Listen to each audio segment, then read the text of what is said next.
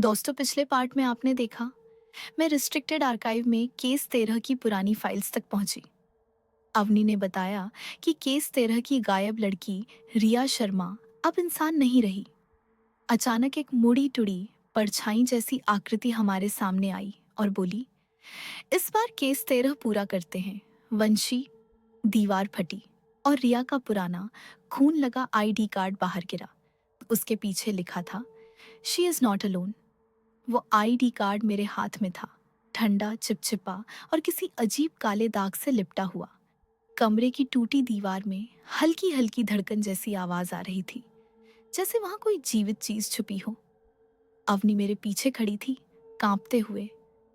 रिया अकेली नहीं है, इसका मतलब क्या है? वॉट डज इट मीन, वंशी? मैं आईडी कार्ड की राइटिंग को ध्यान से देखने लगी। लिखावट टेढ़ी, ऑलमोस्ट क्लॉड, जैसे लिखा नहीं गया, खरोंचा गया हो। मेरी सांसें भारी होने लगीं। केस 13। मैंने इसे 6 साल पहले हाथ भी नहीं लगाया था, जब इसे बंद घोषित कर दिया गया था, क्योंकि तब भी कुछ ऐसा हुआ था जिसके बारे में मैं कभी किसी को बता नहीं पाई। अवनी ने फिर पूछा, क्या हम यहाँ से निकल नहीं सकते? मैं कुछ कह पाती उससे पहले पूरी लाइब्रेरी ने जैसे सांस ली। दीवारें कर्र कर्र करके फूली, रैक हिले, सीलिंग से धूल गिरी और हवा अचानक इतनी भारी हो गई कि मुझे लगा मैं घुट जाऊंगी। मैंने अवनी का हाथ पकड़ा। पीछे हटो, कुछ होने वाला है। दीवार की दरार और चौड़ी होने लगी। अंदर कोई हलचल थी। पहले एक शैडो, फिर दो, फिर तीन, और फिर एक हाथ बाहर निकला। लेकिन वो हाथ इंसानी नहीं था। हड्डियां बाहर निकली हुई, अंगुलियां लंबी, पेंसिल जैसी पतली, और नाखून कांच जैसे धारदार। अवनी ने डर से मुंह ढक लिया। ओह गॉड, ये क्या है? वो हाथ जमीन पर टिका, फिर एक और हाथ, और धीरे धीरे एक आकृति बाहर रेंगने लगी। मैं पलक तक नहीं झपका पाई। चेहरा बदला हुआ, लंबा, सूजा हुआ, और आंखें दो नहीं, तीन। अवनी फुसफुसाई, ये रिया नहीं है, ये उसकी तरह कुछ बनने की कोशिश करता है। वो दैत्य जैसी आकृति पूरी तरह बाहर आई, पर जैसे ही मेरी टॉर्च की रोशनी उसके चेहरे पर पड़ी, वो पीछे हट गया, फुफकारते हुए, जैसे रोशनी उसे जला रही हो। मैंने तुरंत समझा, रोशनी इसका डर है। मैंने टॉर्च सीधी उसकी आंखों पर डाली। वो फटाफट पीछे हटते हुए दीवारों में घुस गया, एक धुंधली काली स्मोक की लकीर छोड़ते हुए। अवनी ने गहरी सांस ली। वांशी, वो क्या था? रिया या कोई और? मैंने आईडी कार्ड को देखा। उस पर अभी भी खून की बूंदें ताजा थीं। रिया नहीं, मैंने कहा।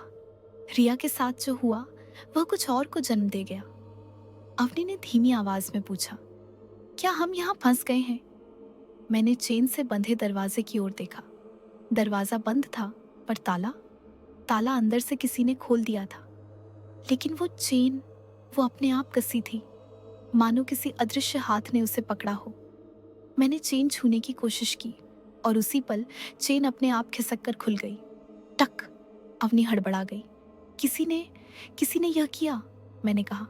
वहां कोई है जो हमें बाहर निकलने देना चाहता है, और कोई जो नहीं चाहता। हम दरवाजे की तरफ बढ़ ही रहे थे। अचानक पीछे से एक लड़की की बहुत धीमी टूटी हुई आवाज आई। ये वो नहीं थी, वो मेरी जगह लेने आई है। मैंने घूम कर देखा। लाइब्रेरी की बैल्कनी पर एक काली परछाई खड़ी थी, लेकिन वह वही छाया नहीं थी जो अभी निकली थी। ये छोटी थी, हल्की थी, और उसकी आंखों में दर्द था, गुस्सा नहीं।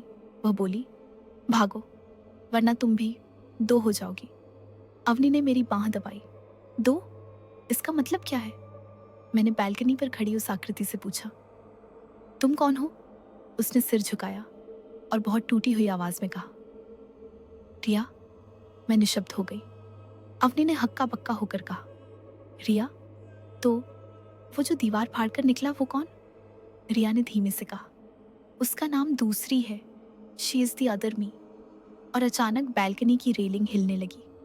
रिया की परछाई कांपी, जैसे कोई अदृश्य ताकत उसे खींच रही हो। मैं चीखी, रिया रुको!